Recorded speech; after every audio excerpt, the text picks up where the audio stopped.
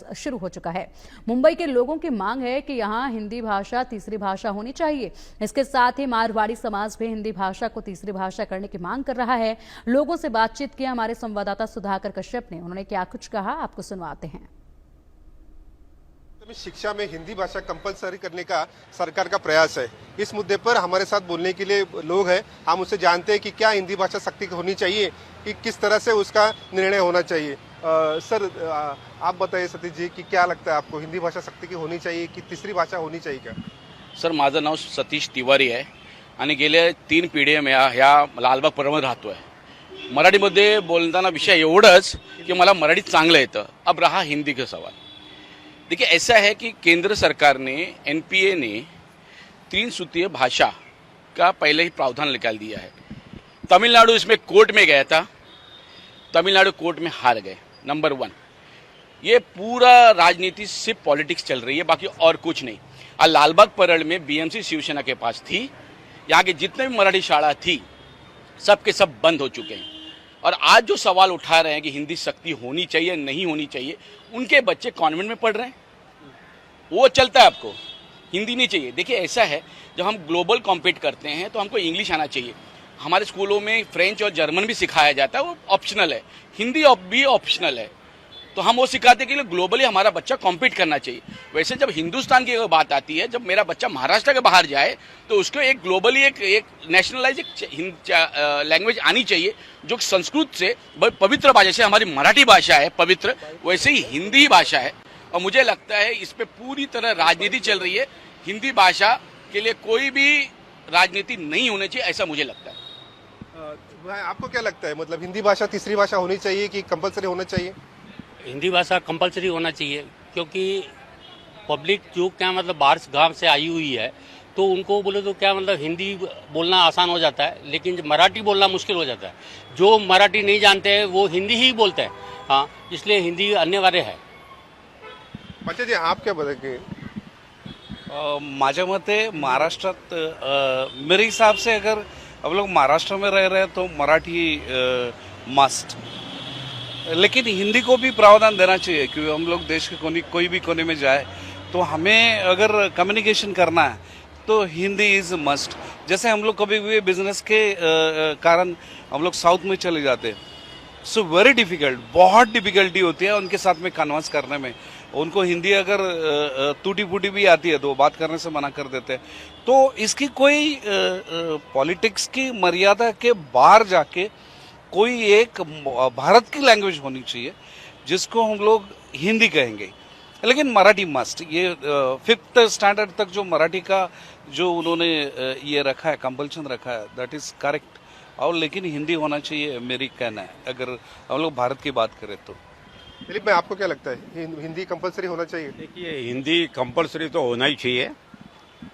भारत की 80% जनसंख्या हिंदी जानती है, हिंदी बोलती है, बहुत मीठी भाषा है, और ये हिंदुस्तान के अपने भारत के सभी राज्यों को आपस में जोड़ती है। और हमारे भारत की बात तो छोड़ो, विदेशी लोग भी हिंदी भाषा जानते हैं और बोलते भी है, तो अपने को अपनाने में इसमें कोई तकलीफ नहीं है। तो भाषा राष्ट्रभाषा है, राष्ट्रभाषा रहेगी और होनी चाहिए। सतीश जी आप बताइए, इसके ऊपर जो मनसे का बड़ा आंदोलन चल रहा है, शिवसेना आंदोलन चल रहा है, विरोधी पार्टी आंदोलन कर रही है, इस आंदोलन को किस तरह से देखते हैं आप?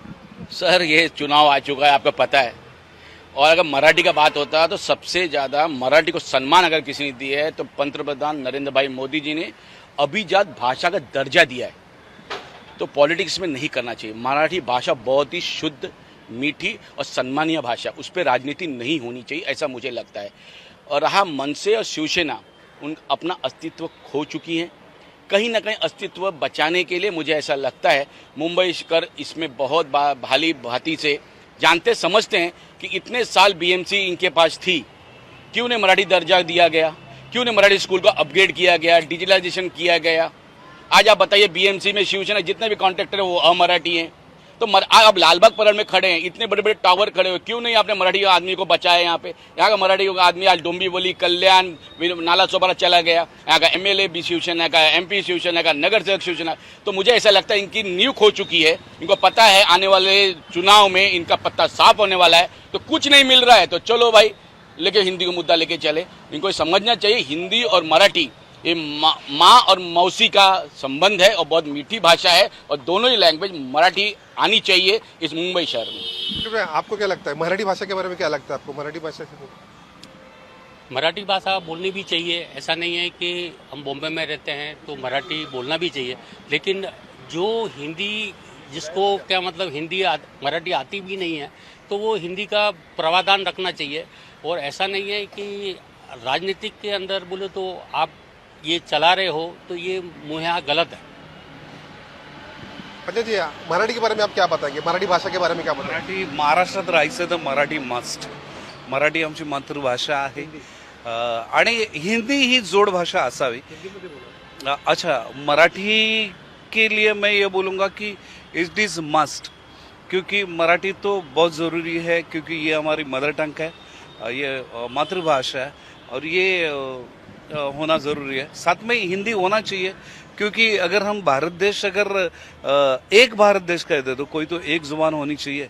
हम कलकत्ता में जाए तो फिर कौन सी लैंग्वेज में बात करें ये नहीं पता चले, और साउथ में जाएंगे तो क्या लैंग्वेज रखें. So it should be unified language, ऐसा मुझे लगता है. आपको क्या लगता है मराठी भाषा के बारे में बताइए. हमने मराठी भाषा बोल के ही यहाँ पर बिजनेस किया है और महाराष्ट्र में मैं यहाँ पर 65 ईयर्स से मैं यहाँ पर हूँ.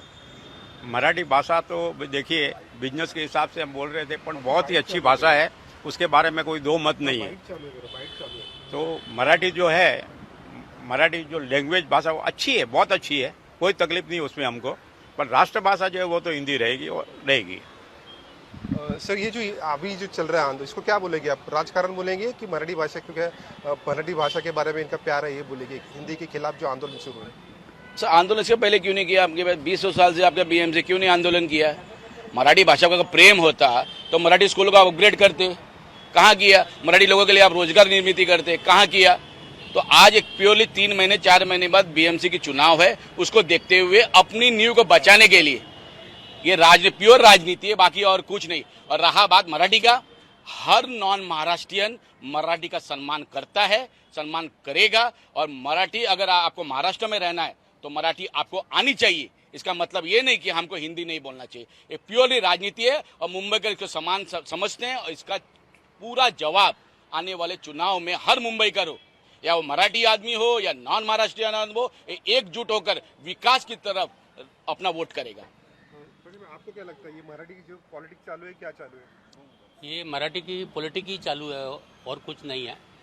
लोगों को उत्साहित कर रहे हैं कि मराठी एक हो जावे, उसके लिए वोट भी उनके बोले वोट बैंक बनाने की ये कोशिश हो रही है और कुछ नहीं है. इससे ज़्यादा हम कुछ बोल नहीं सकते, क्योंकि राजनीतिक बहुत विषय अलग है. क्योंकि मराठियों को इकट्ठा करने के लिए ये सब बोले तो ये शिवसेना कोशिश कर रही है और कुछ भी नहीं है. अच्छा, आप क्या बताएंगे, ये कि पॉलिटिक्स है, क्या ये राजकारण चल रहा है, ये क्या है मराठी के मुद्दे लेके? ये तो श्योर है कि पॉलिटिकली ही मोटिवेटेड जो आंदोलन वगैरह है वो है, लेकिन इसके अगर ये हम लोग कहेंगे कि इसके ऊपर डीप में जाकर अगर हम लोग सोचें तो मुझे लगता है कि इस मुद्दे पे कोई जो एक्सपर्टीज है उनका एक बार ओपिनियन लेना चाहिए. क्योंकि ये एजुकेशन है, एजुकेशन से रिलेटेड जो चीज़ें हैं उसको आप क्या कहते हैं, उसको आप पॉलिटिकली या कोई चीज़ के लिए आप देखो मत, उससे आपका क्या बोलते हैं स्वार्थ देखो मत, वहाँ से कुछ मिले ऐसा देखो मत. आप कहीं से डीप में जाके इसके ऊपर गहराई से जाके आप इसका सोच और विचार विनिमय करो, ऐसा मैं कहूँगा. आपको क्या लगता है ये पॉलिटिक्स है? ये देखिए ऐसी बात है, पॉलिटिक्स मत करो. भाषा के आसपास ये जो पॉलिटिक्स करते हैं ये अच्छी नहीं. आपस में फिर वो मन का जो है ना भेदभाव हो जाता है, ये सब करनी नहीं चाहिए. और ऐसी बात है कि शादी के समय जो गीत गाते हैं तो ये तो सब शादी के गीत है, शादी के बाद सब भूल जाते हैं और कुछ नहीं है. और मैं ज़्यादा कहूँगा नहीं. मैंने एक अच्छा मुद्दा उपस्थित किया कि शादी का गीत है ये. सरकार ने क्या करना चाहिए? सरकार जो भी है एक कदम पीछे जा रही है, लेकिन कुछ ठोस निर्णय नहीं ले रही है. अभी तो मोर्चा भी निकाला जा रहा है, 5 तारीख को बड़ा मोर्चा है. तो सरकार से क्या अपील करेंगे आप? नहीं, सरकार ने जो धोरण लाया है, ऑलरेडी केंद्र सरकार ने NAPA उन्होंने ऑलरेडी त्रिसूत्रीय भाषा का प्रावधान ऑलरेडी रखा है. इसके लिए तमिलनाडु सरकार कोर्ट में भी गई, वो हार गई. तो मुझे बोला ऑल ओवर देश में त्रिभाषीय सूत्र है.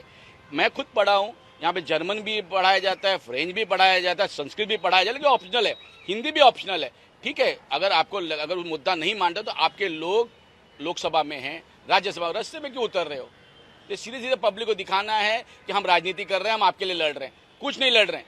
मराठी आदमी का आज हाल आपने किया है ना, आने वाला बीजेपी ही, नरेंद्र मोदी जी, देवेंद्र जी ही इसी मराठी मुद्दे को लेकर आगे चलेंगे और मराठी को सम्मान दिला के रहेंगे। ये छत्रपति शिवाजी महाराज की भूमि है, कोई मराठी भाषा को नहीं रहे। तो महाराज सबको लेके चले थे, सबके साथ लेके चले थे, उन्होंने कभी भाषावाद प्रांतवाद कभी नहीं किया। वो उस भूमि है, पावन भूमि है। मुझे ऐसा लगता है राजनीति करते हुए करते रहेंगे और सरकार ठोस निर्णय में रहनी चाहिए, चाहे कितने भी मोर्चा निकले या कुछ हो, मुझे ऐसा लगता है।